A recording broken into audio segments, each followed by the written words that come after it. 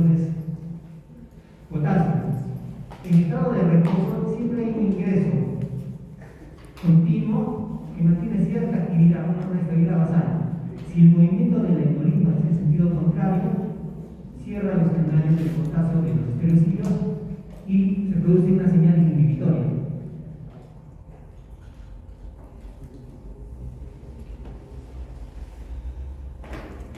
Algo que también quiero que recuerden es los tipos de células ciliadas. Eran de dos tipos, ¿recuerdan? Según la forma como hacen la sinapsis, vean por ejemplo el tipo 1, la sinapsis va rodeando, el axón la dendrita va rodeando en forma de cáliz, mientras que en el tipo 2 la va rodeando en forma de botón.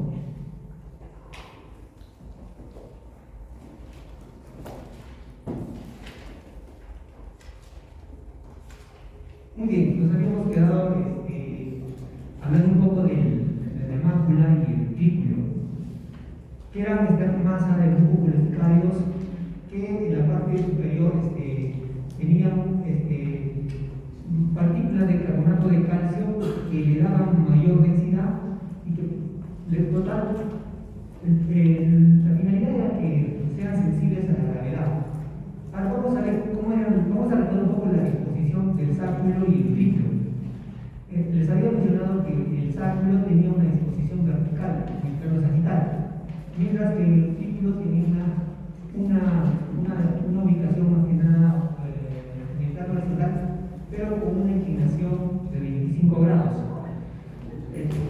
Luego también les había mencionado que existía una línea más o menos en el medio llamada estriola,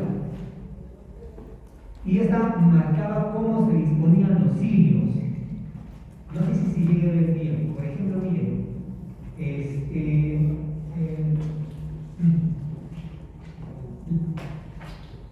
van a recordar que el quinocilio, si todas las estereocilios se inclinan hacia el quinocilio, va a haber estimulación. Entonces, esta línea que vemos, esta línea del medio del círculo, representa hacia dónde se dirige la despolarización. Vemos que se dirige hacia la línea de la espiola en el caso del círculo. En el caso del sáculo, van desde la espiola hacia afuera, hacia ambos lados. Entonces, se van a estimular de formas diferentes. Ahora nos vamos a fijar en el sáculo. Imaginemos una persona parada. Vemos que las líneas que se están dirigiendo hacia abajo indican que la disposición de las células ciliadas están siendo estimuladas. Significa que cuando uno está parado, el sacro, en la línea de la estiola para abajo, está estimulando y está enviando señales que me hacen percibir que yo estoy parado y que la gravedad está actuando sobre mi cuerpo. En cambio, vemos que las líneas para arriba se estimulan si en caso estuviéramos de cabeza, pero como la gravedad está yendo hacia abajo, estas están siendo inhibidas.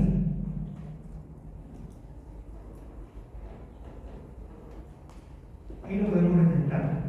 Esta es la parte del sacro de la línea de la estiola hacia abajo. Vemos que por los otolitos que tienen masa, la gravedad hace que mueve toda la mácula y con ello va moviendo los estereocilios hacia el estereocilio mayor, de menor a mayor. Y eso significa que se va a estimular y esto va a permitir percibir que estamos parados.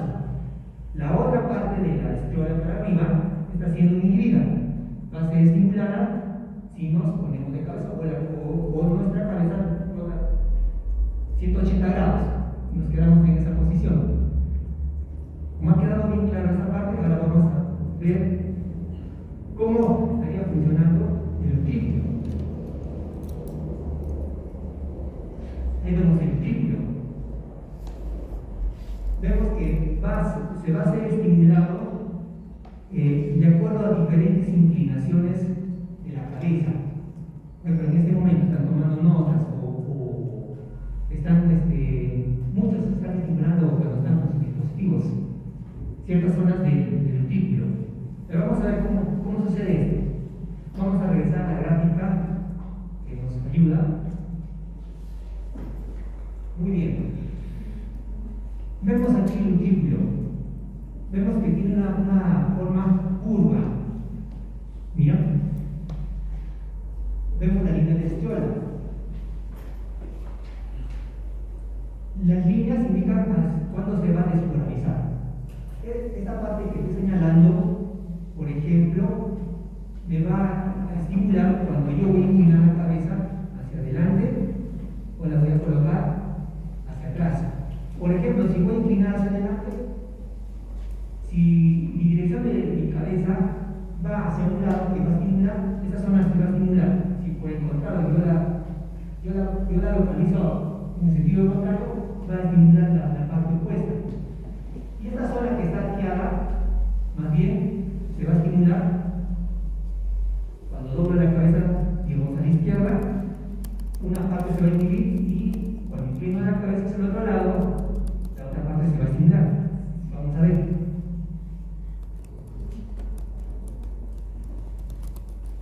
Por ejemplo, el utículo, ¿no? Aquí, por ejemplo, existe una mayor estimulación cuando ya ubicamos la cabeza a 90 grados respecto al eje donde va la fuerza de la gravedad.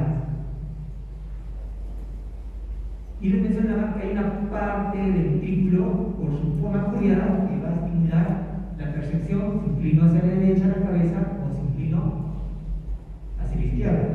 Entonces va a haber, según la zona que vamos a analizar, va a haber zonas que se estimulan y va a funcionar una despolarización y aumenta la frecuencia de impulsos.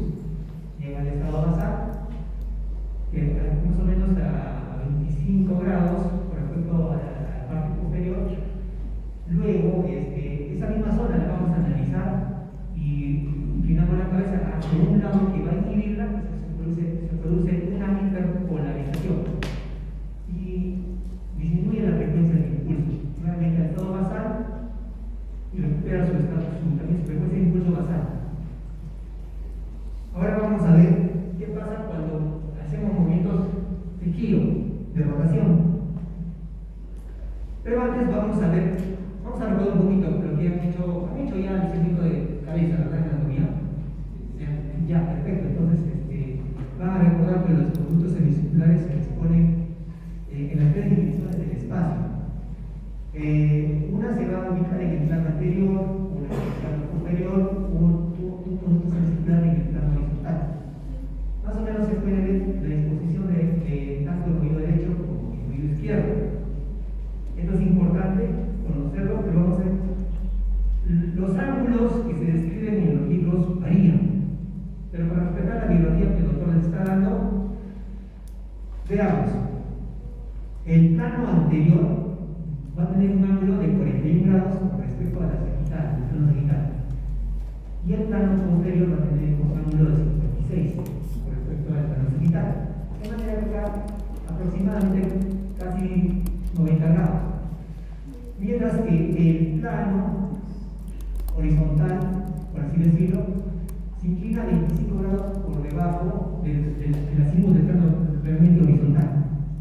Entonces, esa es la disposición de los planos de manera tridimensional. Y esto es importante. Por ejemplo, ¿qué pasaría si los planos anteriores se juntaran hacia adelante? No habría estos 41 grados. Juntan así. ¿Qué yo podría captar con el estímulo de la ampolla del conducto semicircular? Solamente podría captar cuando mueva para atrás, pero cuando mueva hacia adelante no podría captar con esa posición. Por lo tanto, está bien diseñado que estén separados. Vamos a ver por qué. ¿Por qué? Esa falta de complementación se va a complementar con su lado opuesto. Por ejemplo, aquí está con línea verde, lo va a complementar su plano paralelo. De igual manera, este plano anterior izquierdo se va a complementar con el plano posterior derecho.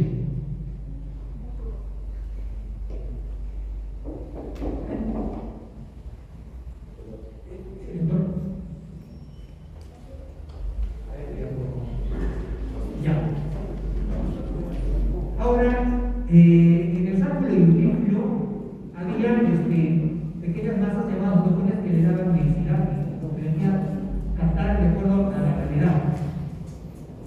En los conductos semicirculares existe más bien una masa que no contiene fotones, por lo tanto su densidad va a ser igual que la ninfa, no la va a afectar la gravedad. Entonces, ¿qué es lo que le va a afectar? Le va a afectar los movimientos que generan inercia. Por ejemplo, vean la línea roja, es la dirección en la que se mueve la cabeza. Al comenzar a rotar la cabeza, la endolifa en un momento no va a acompañar en el sentido que va a estar rotando. Por inercia se va a oponer y esa oposición va a hacer que desplace la cúpula.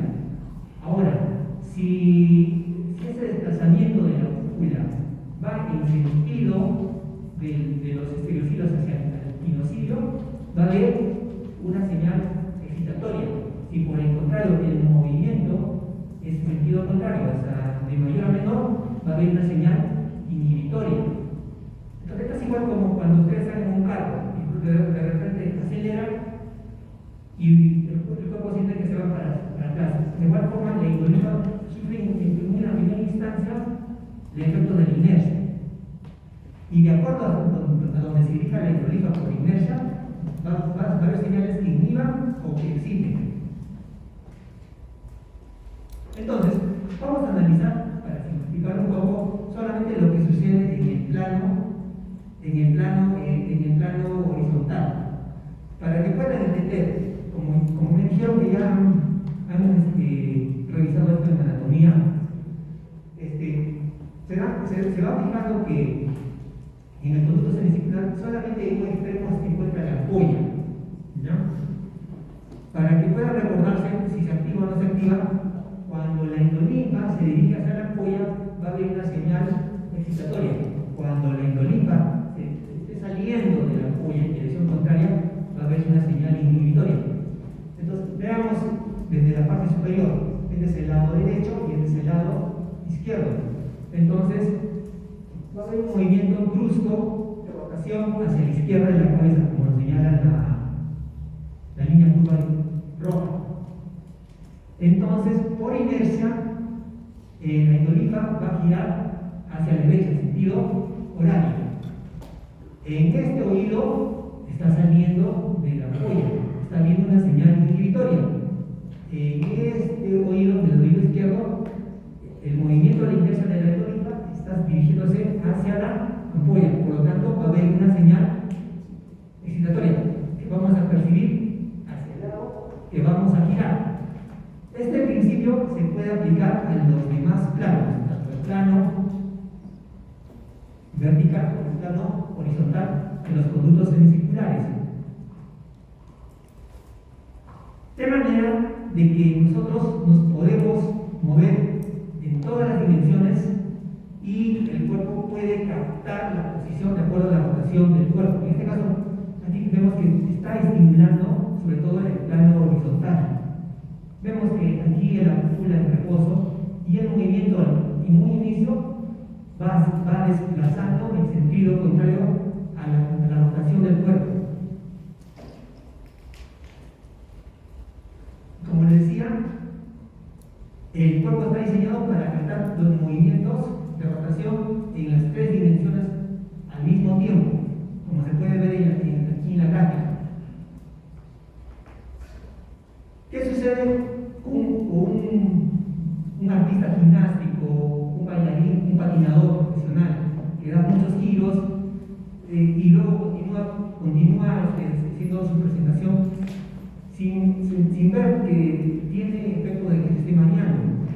Vamos a explicarlo aquí. Cuando comienza a rotar, aumenta la frecuencia de descargas.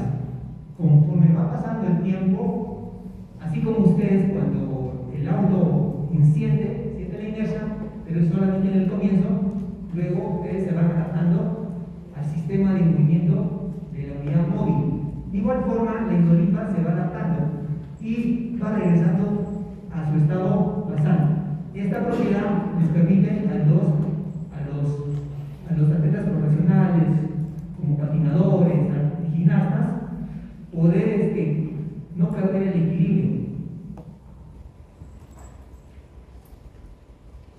aquí vamos a revisar brevemente la vía vestibular. Muy bien. Entonces, el sentido de equilibrio es captado a través de una primera neurona, hemos visto que se estimula de acuerdo a la posición de los estereocilios. Luego llega al núcleo vestibular. Del núcleo vestibular va a seguir dos caminos. Nos vamos a entrar en la vía aferente, porque estamos en la parte de sensorial, pero también vamos aquí a mencionar la parte eferente. De aquí, unos axones se van a dirigir a través del haz vestíbulo espinal y van a través del haz anterior, sus axones se van a proyectar a los diversos músculos, extremidades del tronco, y con ayuda de otras vías del sistema nervioso central, pues podemos controlar nuestra posición y equilibrar y no perder el equilibrio. Ahora, en el núcleo vestibular, la vía aferente, decíamos que una parte va hacia la vía aferente y otra parte va hacia el cerebelo, a través del pedúnculo inferior, hacia el nódulo flóculo nodular del cerebelo, y del mismo nódulo flóculo nodular va al núcleo del techo del fastigio.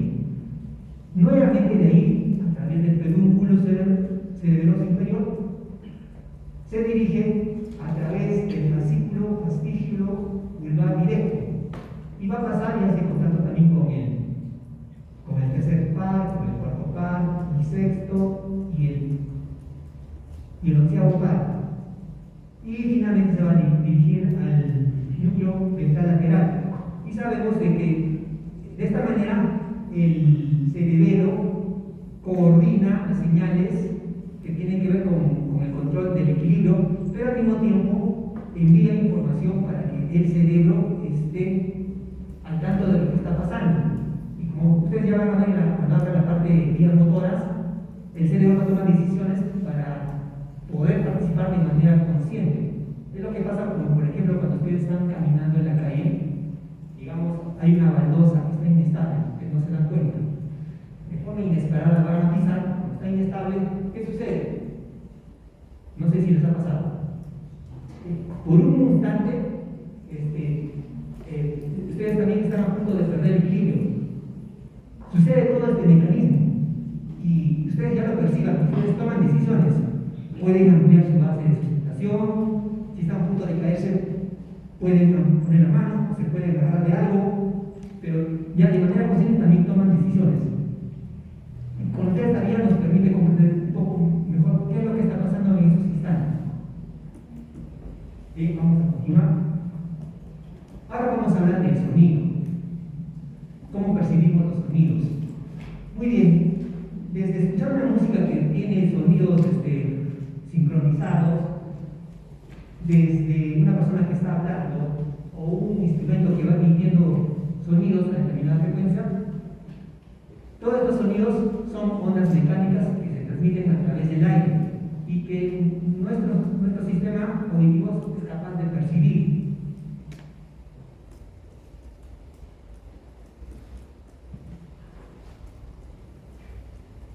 Bien, aquí podemos ver, el sonido es una onda mecánica. Tiene propiedades. En esta parte superior, entre la parte superior y la parte superior, que son la cresta y la parte inferior del valle, entre cresta y cresta hay una distancia que se llama longitud de onda. Ahora, como en esta imagen, el sonido va a adquirir diferentes velocidades según la densidad del medio.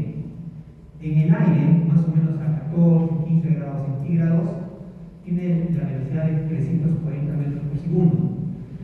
Si el sonido lo producimos en el agua, en este caso, por ejemplo, agua de mar, que es más denso que el aire, aquí vemos que tiene la velocidad de 1450 metros por segundo.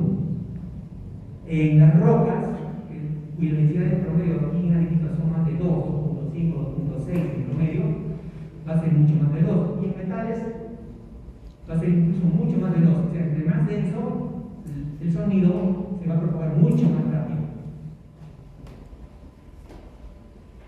También hay que conocer solamente algunas propiedades que nos van a ayudar a comprender la parte fisiológica. Por ejemplo, el sonido, ¿qué pasa cuando pasa de un medio que tiene diferente densidad hacia otro medio con diferente densidad? No todas las ondas se van a transmitir. Parte de las ondas se van a reflejar, una parte va a quedar absorbida por el material y otra parte es la que recién se va a ser transmitido. De manera que es importante mencionar este concepto de impedancia, que es la oposición del medio a que el sonido sea transmitido en ese medio.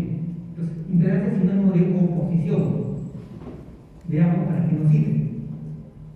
Entonces, aquí, como ya conocen, tenemos aquí el oído externo y el oído medio, que lo delimita la membrana timpánica, y el oído interno, vemos la cóclea y los conductos semicirculares.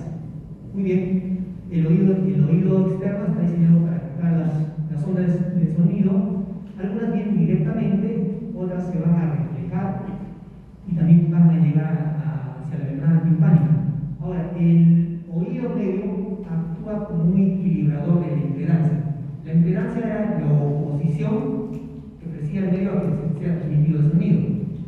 Imagínense por un momento que no hubiesen el sistema de huesecillos, el martillo y el yunque y el estribo. La membrana timpánica estaría separando aire por fuera y aire por dentro. Entonces, llega la onda sonora, va a vibrar la membrana timpánica, pero ustedes pensarán, o en nuestra lógica, podemos deducir que esa vibración de la membrana no va a causar mucha estimulación de las ondas de aire que están en el oído medio. Entonces, no se va a transmitir, va a haber mucha resistencia al paso de la transmisión. Entonces, es por eso que la existencia de estos huesecillos va a equilibrar la impedancia, va a hacer que disminuya la impedancia y facilite mayor la transmisión. Veamos cuáles son los mecanismos que emplea el oído medio. Básicamente dos. Uno tiene que ver por la diferencia de áreas entre la membrana timpánica y la ventana oval donde se ancla el estribo. El área es 20 veces mayor, entonces va a aumentar 20 veces más, va a ampliar 20 veces por esa diferencia de área.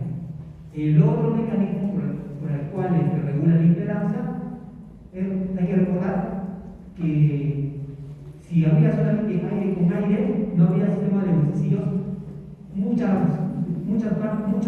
de las ondas sonoras que llegarían estarían reflejando, pero al haber un sistema de huesecillos actúa como un sistema de palanca que aumenta la presión de ondas nuevamente y facilita que mayor cantidad de ondas sean transmitidas.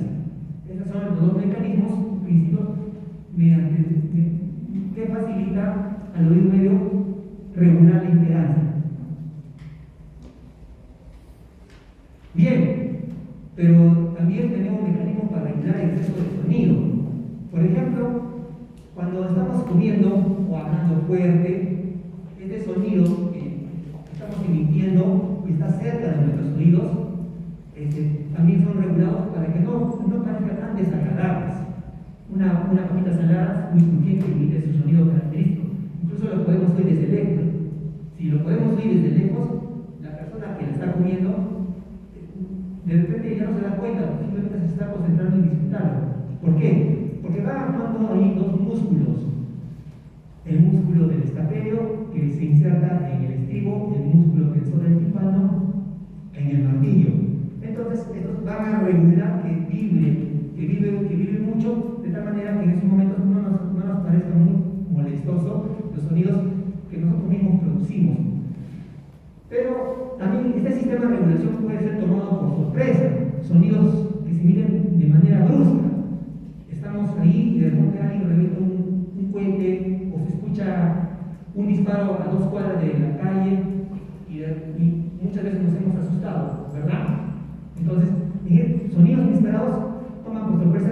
Ahí ya no te da tiempo para que haya esa recuperación a estos músculos. Muy bien, ahora vamos a recordar que dentro de la cóclea hay perilinfa. Entonces, el sistema de huesecillos amplifica las vibraciones del sonido y lo va a transmitir a través de la ventana oval.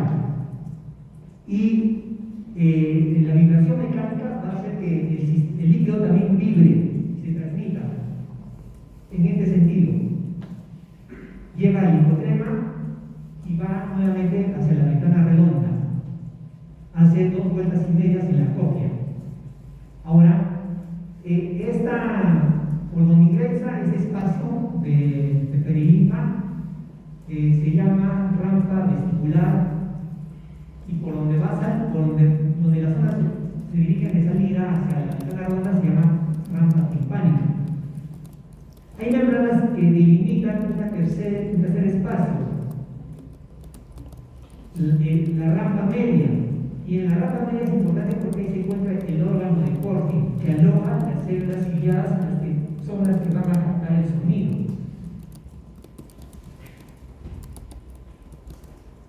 Aquí tenemos ampliado un poco el órgano de Corti. Entonces, la membrana que separa la escala media o rampa media con la escala vestibular se llama membrana de Reisner, y la membrana que separa la escala media con la escala timpánica es la membrana basilar.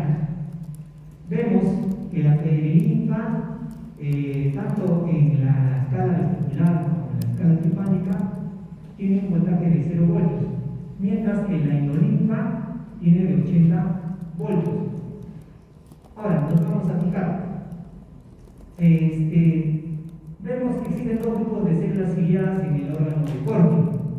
Tenemos las células ciliadas internas, que se encuentran libres, y mientras que las células ciliadas externas no están tan libres, puesto que sus quinocilios o esterocilios mayores se encuentran adheridas a una masa gelatinosa llamada membrana vectorial, que está anclada en uno de sus extremos, de manera que está diseñada para hacer movimientos de cisárea, o sea, movimientos así,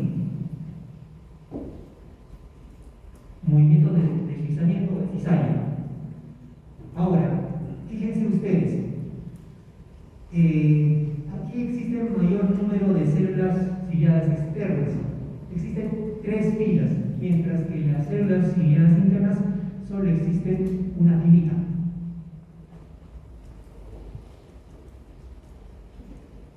Aquí podemos ver un esquema más tridimensional. Vemos las 3 filas de células ciliadas externas, cuyos quiniocilios están adheridos a la membrana vectorial. Y vemos la única fila de células ciliadas internas libres. Hay mayor número de células ciliadas externas que internas. Sin embargo, el 95% de la inervación que recibe la membrana vectorial va hacia las células ciliadas internas, mientras que el 5% solamente se dirige a las células ciliadas externas. Ahora, las células ciliadas internas son de tipo 1, ¿se acuerdan? Cuyo dendrita tenía forma de cáliz, mientras que la mayoría de las sinapsis de las células ciliadas externas son de tipo 2, sinapsis en forma de botón.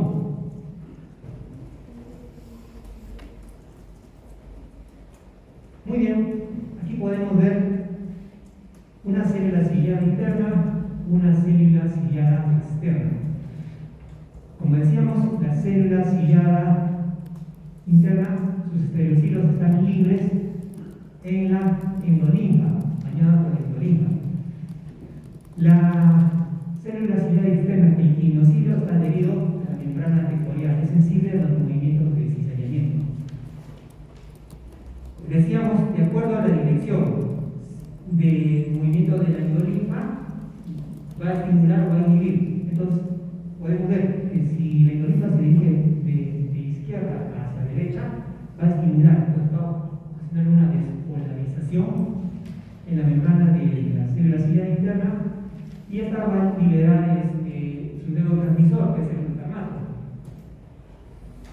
Ahora, también el movimiento de la membrana vectorial, a causa de que la membrana basilar se mueva, va a ocasionar que se estimule, y la despolarización en la célula ciliar externa, a diferencia de la célula ciliar interna, que esta libera el neurotransmisor, en la célula ciliar externa, lo que va a ocasionar la despolarización es de que unas moléculas, unas proteínas llamadas crestina, van a hacer que se contraigan.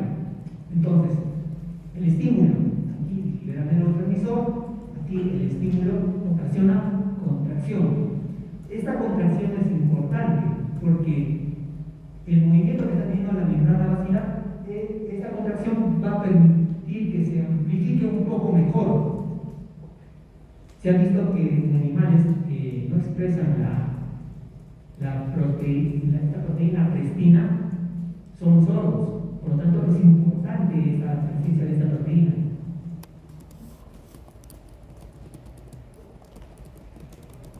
Bien, vamos a repasar nuevamente. ¿Qué pasa cuando viene una onda y empuja al tímpano? Se va a transmitir a través de la cadena de huesecillos. Va a empujar la ventana oval, y como es estático, toda la perininfa se va a transmitir ese empuje o esa onda, y va a empujar también a la ventana redonda, se va a colgar. Si por el contrario se tracciona la membrana del tímpano, también tracciona el sistema de huesecillos, tracciona la ventana oval, y va a hacer que la perilinfa se desplace en ese sentido. Cuando se desplaza en ese sentido, como podemos ver acá, eleva la membrana basilar. Al elevar la membrana basilar, se produce el movimiento de cizaña y va a activar las células ciliares externas, que son como amplificadores, y también van a estimular la contracción de la crestina. Al mismo tiempo se produce el movimiento de la endolinfa, y acorde al sentido del cizallamiento, y también van a ser estimuladas, y estas van a liberar el neurotransmisor. Cuando la membrana basilar es traccionada hacia abajo, ocurre lo contrario.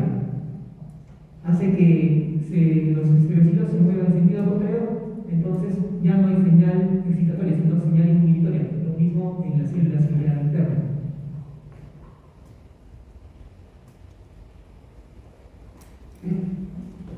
Ahora, existe una parte de aquí, una estructura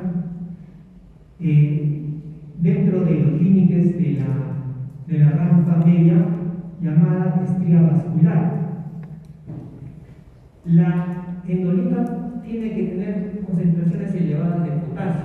Entonces, ¿quién facilita que tengan elevadas concentraciones de potasio? Es la estría vascular. Pasa básicamente como un reciclador de iones de potasio. ¿Para qué? Para mantenerlo elevado, como les dije, dentro del endolinfa, a fin de que tenga siempre este potencial de 80 milivoltios.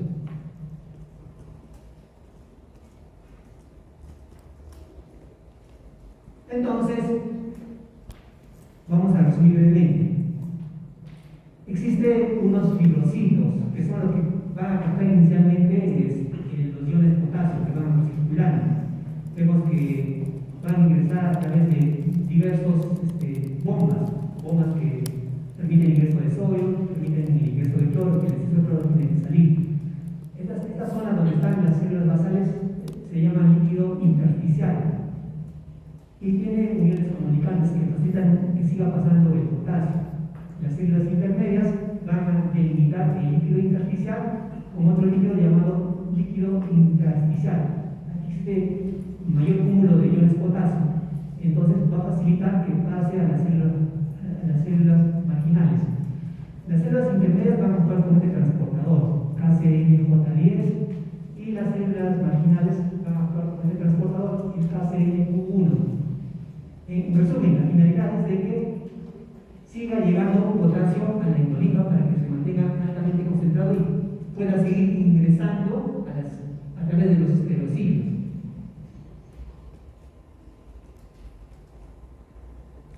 Muy bien. La membrana basilar, que es esta representada por diversos colores, es gruesa y delgada de acuerdo a la porción. Es gruesa y fibrosa, es gruesa y más rígida en la parte basal. Siempre es más rígida que la parte distal. Esta es delgada y un poquito más amplia. Entonces, esto le da propiedades para poder captar diferentes tipos de ondas sonoras. El hecho de que esta sea más rígida va a captar sonido con ondas de alta frecuencia. Como podemos ver acá con los telescopios, vemos una frecuencia muy elevada de 8000. Y a medida que se va alejando, llega hasta la parte distal, de la membrana basilar, como más delgada, está diseñada para captar ondas con menos frecuencia. Aquí podemos ver de color rojito, por ejemplo, mira, puede captar ondas con una frecuencia de 125. Entonces, esta disposición permite de que la membrana basilar sea el analizador espectral. Como podemos ver esta lámina de forma tridimensional. En la parte de la base, ondas de alta frecuencia, y en la parte distal, ondas de baja frecuencia.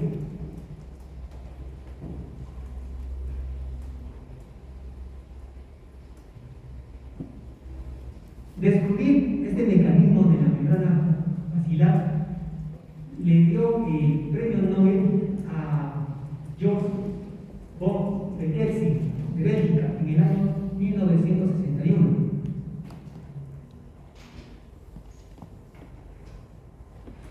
Bien, habíamos visto de que qué pasaba cuando comíamos una papa crujiente. Había sistemas que regulaban que no vive mucho el sistema de decisillos, ¿verdad? Entonces, de manera que no sea muy desagradable, que no sea una experiencia agradable mientras estamos comiendo. Ahora, también hemos recordado de que las células ciliares externas tenían la proteína prestina, que amplificaba el movimiento de la membrana basilar. Entonces, este es un amplificador copial, es decir, las ciliares externas. Les ha pasado muchas veces, a mí y a ustedes, que estamos en la calle y de pronto recibimos una llamada y nos damos cuenta que no la podemos postergar, es muy importante, tenemos que contestar. Pero estamos rodeados de diferentes tipos de ruidos, altas frecuencias, personas hablando del tráfico. Entonces, pero como es importante, a pesar de todo ese ruido, mantenemos una conversación. Entonces, ¿y cómo es que llegamos a mantener? ¿Cómo es que el cerebro llega a adaptarse a tanto ruido? Todo se debe a que, aparte de tener neuronas aferentes o axones aferentes, tenemos fibras diferentes. Y vamos a centrarnos en las de tipo 2, que son las que predominan en las células ciliares externas. Entonces, el cerebro a través del complejo olivar superior manda una señal inhibitoria que libera acetilcolina.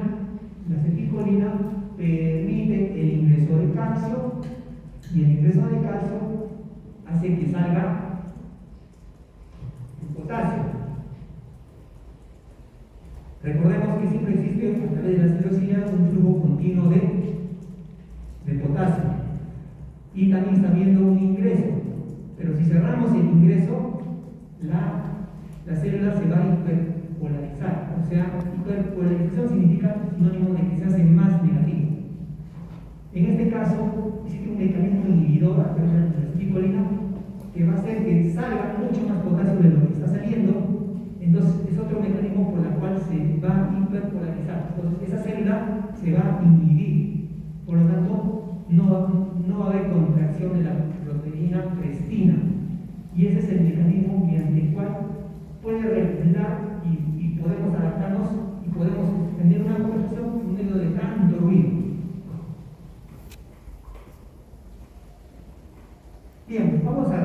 aleatoriamente las vías. Entonces, el sonido también llega hacia los núcleos cocleares del mismo lado. Luego, esto en el bulbo, luego va a pasar hacia los núcleos olivares superiores, el complejo olivar. A partir de ahí, se van a repartir. Si captamos del lado derecho, también va a haber fibras que van a ir hacia el lado izquierdo y viceversa. Luego, otro estadio importante mencionar son los folículos inferiores a nivel del encéfalo.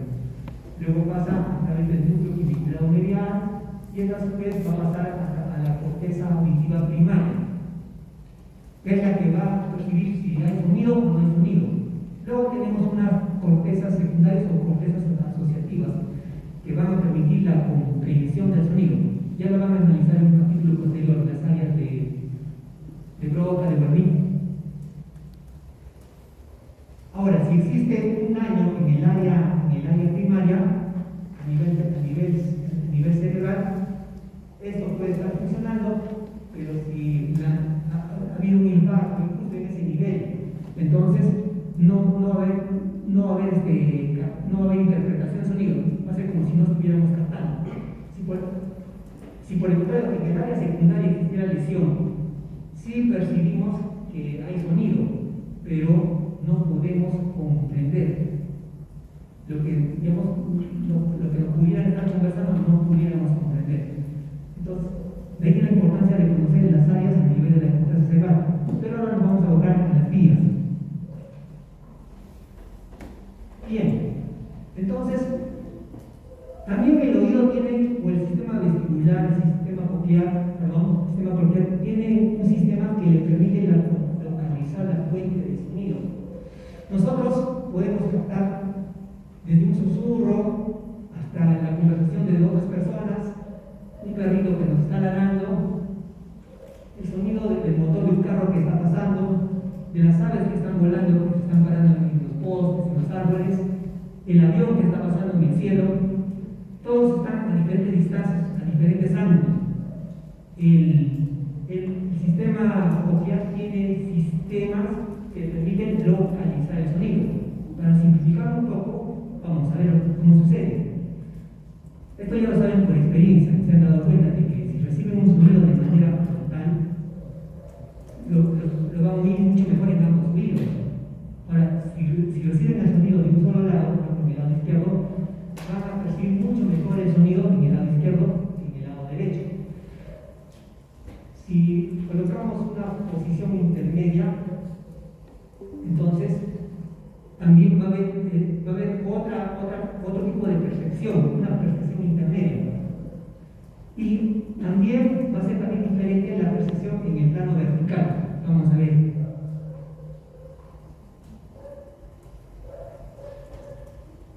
Vemos aquí nuestro pabellón auricular.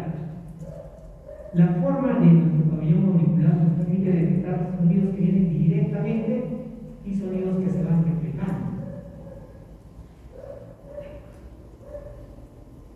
Por la forma de nuestro pabellón auricular, nos permite captar mucho mejor los sonidos que vienen en forma vertical. O sea, cuando digamos que estamos en un piso, en un tercer piso, y alguien nos habla, estamos en el balcón, nos habla desde el primer piso, vamos a captar mucho mejor, y también alguien nos habla del quinto piso, vamos a captar mucho mejor en el plano vertical, por la forma de nuestro oído. Porque imaginen que llega el sonido, choca en la parte posterior del pabellón auricular, va a haber un rebote. La misma forma facilita captación de sonidos en forma vertical. Entonces, el sistema coclear crea otro mecanismo para tratar de captar el sonido en el plano horizontal. Entonces, las neuronas del sistema nervioso central son las que actúan. Tiene dos propiedades, dos parámetros que van a analizar. Uno es la diferencia de intensidad interaural, o la diferencia de intensidad del sonido que llega entre cada oído. Esta se funciona al sonido de frecuencia muy elevada, en el rango de 2 a 20 kHz. Mientras que la propiedad del retraso interaural funciona más con sonidos con frecuencias bajas, por debajo de 2 kHz. Vamos a ilustrarlo como así. Veamos en esta figurita. Podemos ver que ligeramente hay una fuente de emisión de sonido que está en el lado derecho, pero con cierto ángulo. Entonces, llega mucho más rápido al oído derecho. Un momento.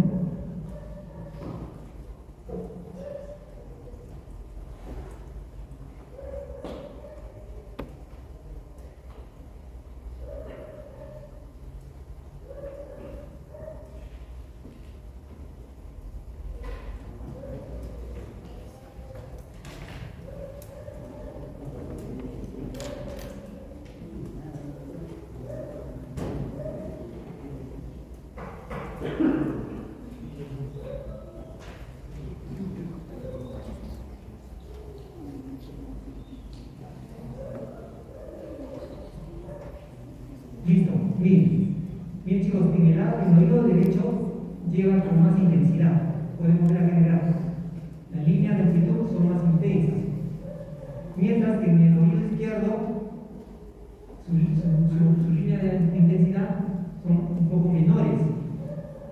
Al mismo tiempo hay un retraso, llega primero en el oído derecho y llega con cierto retraso por fracciones de segundos en el oído izquierdo y llega menos intenso. Entonces, la primera propiedad es la diferencia de intensidad se refiere a esto.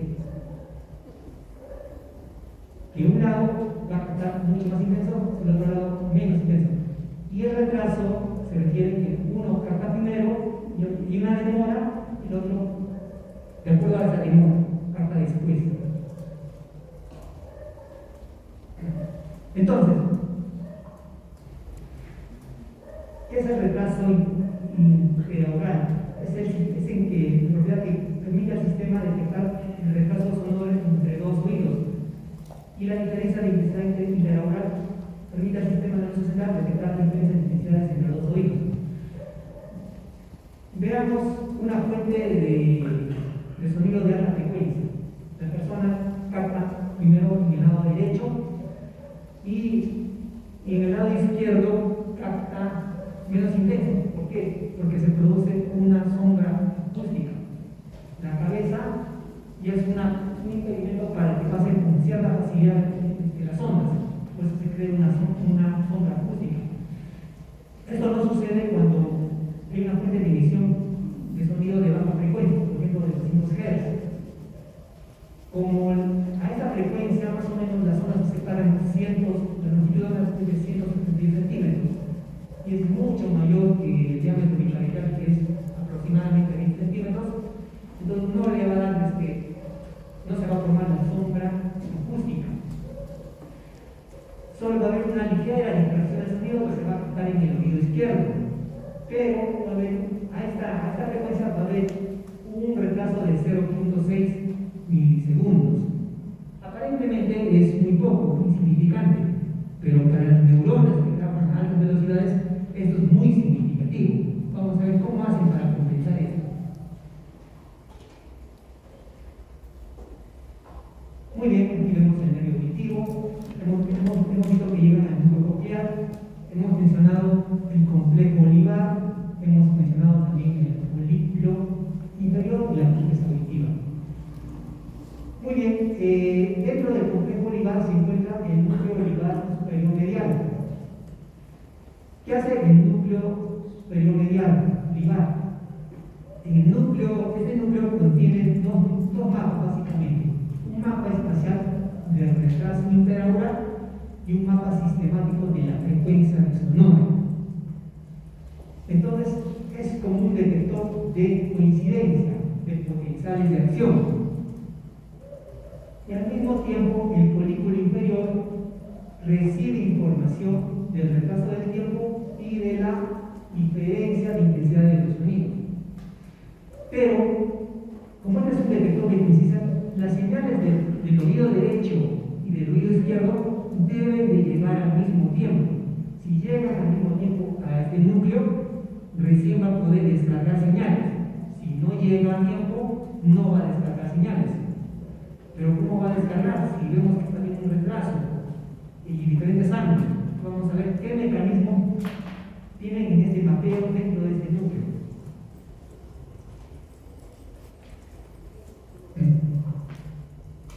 Vemos una fuente de estímulo auditivo que está más próximo en el oído izquierdo que en el oído derecho.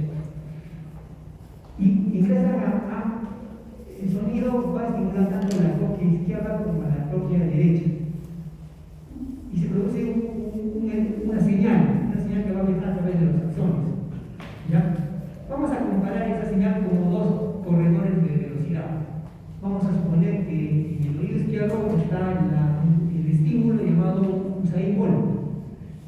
Y el que va a la derecha va a ir otro corredor, Power. Entonces, ambos van a ir con la misma velocidad. Entonces, sale el sonido, Usain Bolt arranca primero y comienza a transmitir y pasa a través llega a su núcleo coclear, pero se tiene que ir al otro lado, un momento que es cruzado, al núcleo olivar medial del lado derecho. Entonces, acá llegó primero, pero tiene que hacer un recorrido un poquito más largo. Mientras haciendo ese recorrido, Powell llega recién hasta la cóclea y arranca su carrera.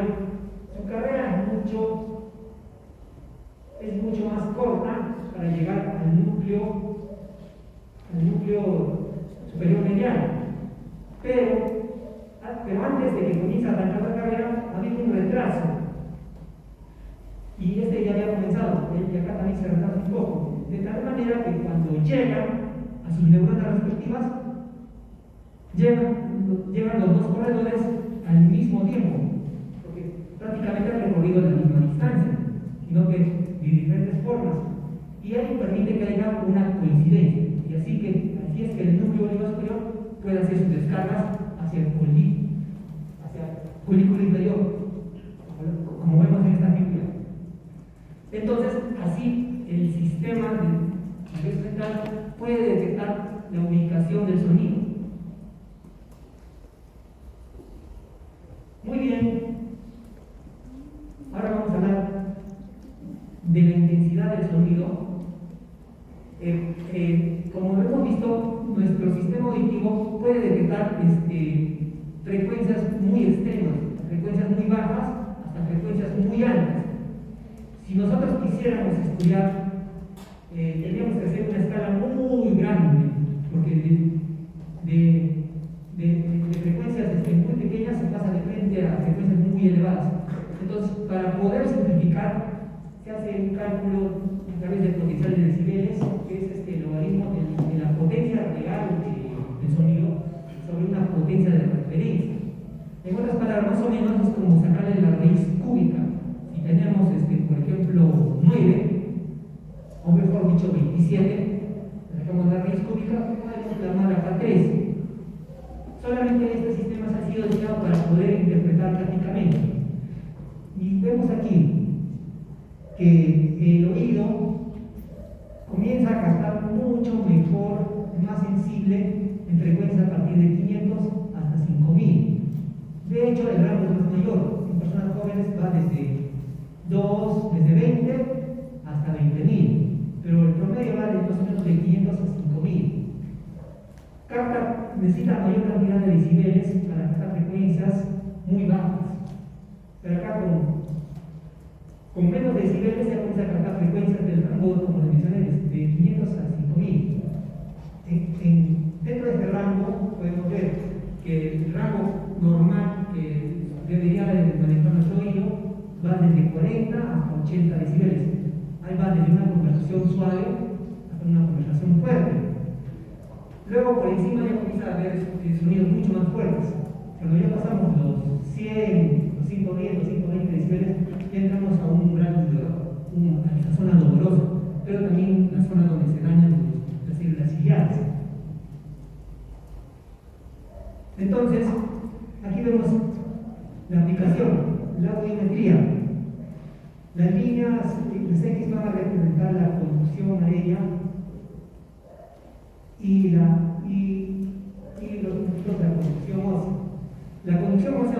sinónimo de que está funcionando muy bien el nervio, mientras que la conducción aérea está funcionando muy bien el sistema de huesecillos. Muy bien, entonces, ¿qué pasa con la edad?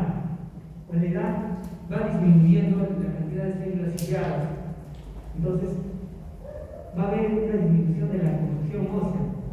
Por debajo ya de 30 ya se puede hablar ya signos de hipoacusia. Aquí vemos que tiene más de 40 decibeles a frecuencias altas.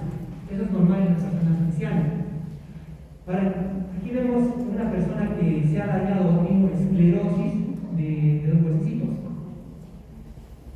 del yunque, del martillo o del estribo. Entonces, la conducción ósea es normal, o sea, la conducción del nervio, mientras que la conducción a través de los huesecillos está disminuida, incluso a frecuencias bajas. Si esto está conservado, esto es lo que está fallando, podemos reparar. Los otorrinolaringólogos pueden reemplazar los huesecillos por dispositivos mecánicos de manera que se pueda recuperar la conducción aérea. Vamos a ver. Como decía, sonidos ya con decibeles muy elevados pueden ocasionar daño en las células ciliadas.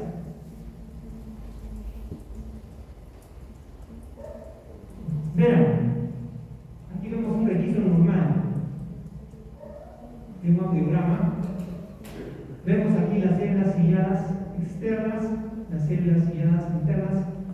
Las células ciliadas externas eran las que amplificaban, era el amplificador coclear, mientras que las células ciliadas internas son las que van a emitir el estímulo que vamos a percibir el sonido. Entonces, ¿qué pasa cuando hay daño? También puede haber daño por medicamentos. Hay antibióticos que pueden dañar, ya van a ver en farmacología.